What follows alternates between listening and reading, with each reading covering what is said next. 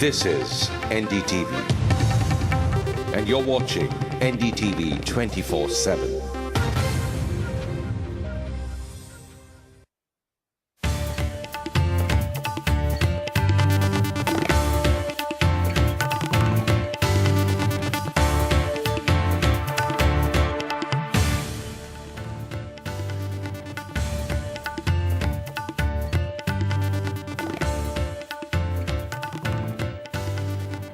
Good evening and welcome to Left, Right and Centre. There's lots to talk about in the next 60 minutes, from a possible political showdown brewing in Jammu and Kashmir to Jayalalitha's scathing attack on Mr. Chidambaram. Does this effectively end the speculation about an alliance with the Congress for now? Also, should the left parties merge in order to survive? I'm Nidhi Razdan. Joining me on the show tonight, we have a very special guest. We have the Chief Minister of Jammu and Kashmir, Mr. Omar Abdullah. Also joining us tonight, Saifuddin Soz, the State Congress President of Jammu and Kashmir and Senior Congress Leader. From Kolkata, we're joined by the Rajya Sabha MP of the BJP, Mr. Chandan Mitra. Here in the studio with us, we have Dr. Sanjay Baru, the editor of the Business Standard. Well, our top story tonight is Jammu and Kashmir heading for political instability, with sections of the Congress demanding a shot at the Chief Minister's chair.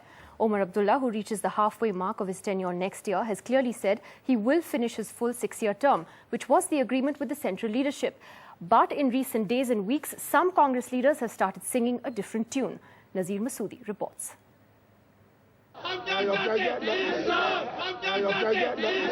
Congress workers demanding rotation of Chief Minister's post in Jammu and Kashmir as Omar Abdullah completes 3 years in office by the end of this year. The local Congress cadre has started making noises, demanding the top job for the rest of the term.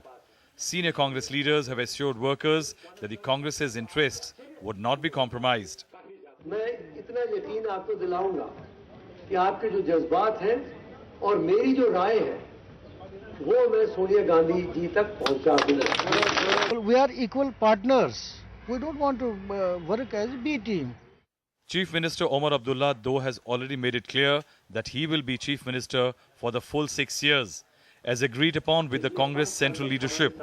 But that hasn't stopped local congressmen from raking up the issue every once in a while. Added to that, newspaper reports that the centre has asked him to devolve power to panchayats, even though he himself has supported the idea publicly. Not surprising, he tweeted, half seriously, "When in Delhi, learn not to talk to me via newspapers." Although it is believed that Omar Abdullah has a strong backing from Congress High Command, voices for rotational CM within the Congress have become shriller. The question is, will it shift Omar's focus from progress to Congress? In Srinagar, Nazir Masoodi, for NDTV. So do old habits die hard? Are the Congress's pinpricks creating political instability in Jammu and Kashmir? Well, let me first turn to the Chief Minister, who's with us in the studio here tonight. Last year at this time, you were going through a particularly difficult time. The unrest had just started. Things have been relatively quiet so far. But are you still keeping your fingers crossed? Well, yes. Clearly, we have to. Things in Jammu and Kashmir can turn on a dime. And so far, I think all the lessons that we learned from last year have stood us in very good stead this year, right from January onwards. And we are doing everything possible to ensure that we don't have a repeat of what we saw every summer for the last 3 years. Whether in the valley or in Jammu, we are trying to ensure that we don't give any issue on which an agitation can be built up. Well, given the backdrop of everything that happened, you took a big risk with going ahead with the panchayat elections, even though you were advised, even by within your government, that it would be a risk. So you must be very pleased that they've actually gone off so well. Well, and with such a large turnout. I think nobody could have expected them to have gone off as well as they have. And for this, the entire credit goes to the people of Jammu and Kashmir. Because they faced threats, they faced intimidation, they faced boycott calls, and they still came out in massive numbers and participated in these panchayat elections, which actually makes our life that much more difficult. Because with the kind of response they've had, the expectations go up. And clearly, we can't sit back now and rest on our laurels. I've made a commitment to the people of Jammu and Kashmir that I'll devolve power to them through the route of the panchayats. And even though there is resistance, particularly from elected representatives who feel that their power will wane as the powers of the panchayats increase, I'm not going to buy that argument. The panchayats will have to be empowered. And that was my next question, because you've admitted that the real challenge is now. And is that largely because you face that kind of resistance from MLAs? It's because we don't have a functioning system on which we can rely.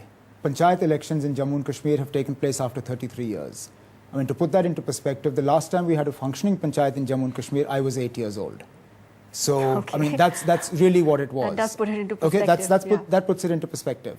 So, the challenge for us now is to work out a system whereby the institution of the MLA remains what it is, but meaningful power is devolved to panchayats, so they can actually start building on the mandate that the people have given them. NDTV's cricket app, Android and iPhone, fastest scorecard, special analysis, and much more. Download free.